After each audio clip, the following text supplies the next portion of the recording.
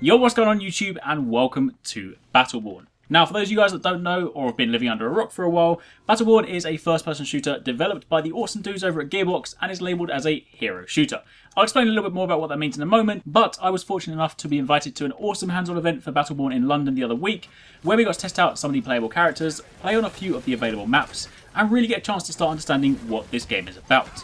I, for one, have known about Battleborn for a while, but I'll be honest and say that before going hands-on, I wasn't 100% sure exactly what it was. But I will say one thing, having now played it, this game is well and truly on my radar. I had an absolutely awesome time playing it, and whilst this may seem like an odd comparison, it actually brought back memories and feelings of the days I used to spend playing Jedi Knight 2 and Jedi Academy. Shout out down below if you guys remember that game, but I used to spend a ridiculous amount of time playing that game basically all night and all day when I was a lot younger. That aside, the question remains, what is Battleborn? Well, I'm glad you asked, because I'm going to tell you. And in the background, I'm going to cut in some footage and some clips from the games I played, and the footage you're seeing is after I've had a couple of games, so I actually kind of know what's going on. Now, at its core, as mentioned, Battleborn is an FPS that takes place inside these battle arenas. There are different modes to choose from, but the two that I tried are probably best described as zone control, and a mode that is a mix between MOBA and tower defense.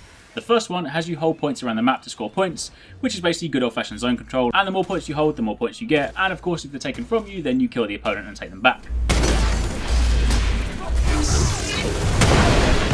Whilst the second mode has you escort these troops of like AI controlled creatures, and it's your job to escort them to these portals so that they can score points when they enter. Although if I'm completely honest, when they walk through the portals it looks more like they're going through a blender rather ruthlessly, but regardless, it's points. And the enemy team also has their own group, so whilst protecting yours from the enemy, you also need to take out theirs before they get to the portal, which means you're constantly trying to balance staying alive, being aggressive and escorting. It is actually a really awesome mode, and it does get rather hectic very, very quickly. One of the really cool things about this game, however, is the in-match progression. See, Battleborn features two main leveling systems. You have your overall rank, which persists outside of individual games, and you then have your in-match level, which resets every single game, and this links directly to your Helix.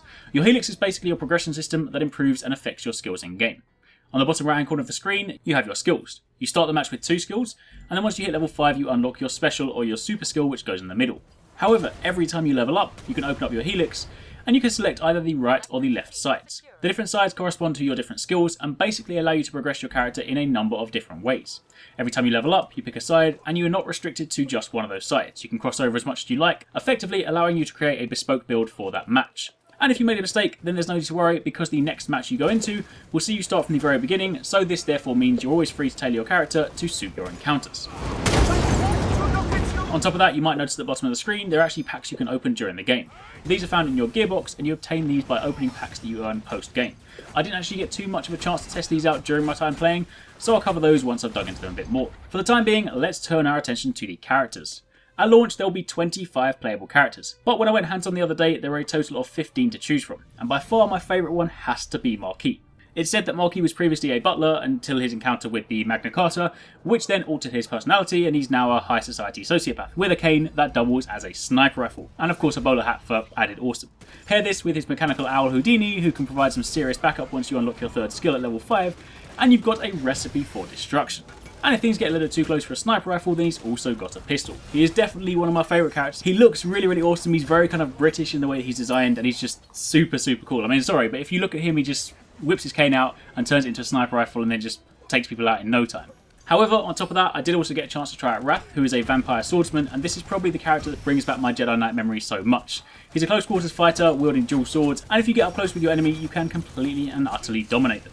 Obviously, with that being said, he's not great at range, so you do need to bear this in mind, but get up close and you can wreck your enemy.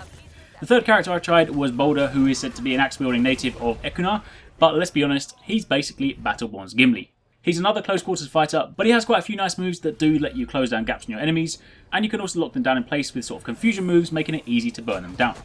Now there are of course tons more characters, and once I get time to play more of the game, I will aim to test all of them out, but for the time being, that was a quick look at some of the time I spent with the game. I honestly had so much fun with this. The art direction is very Gearbox, and something I personally really like. The characters are also really unique in their own way, which also makes team formations varied at all times, and the combat system and the setting of the game just feels super solid. So as and when the game launches or a public beta becomes available, expect more videos from me. If you guys do have any questions, then by all means let me know in the comments down below. But aside from that, thanks for watching, take it easy, catch you next time, peace out.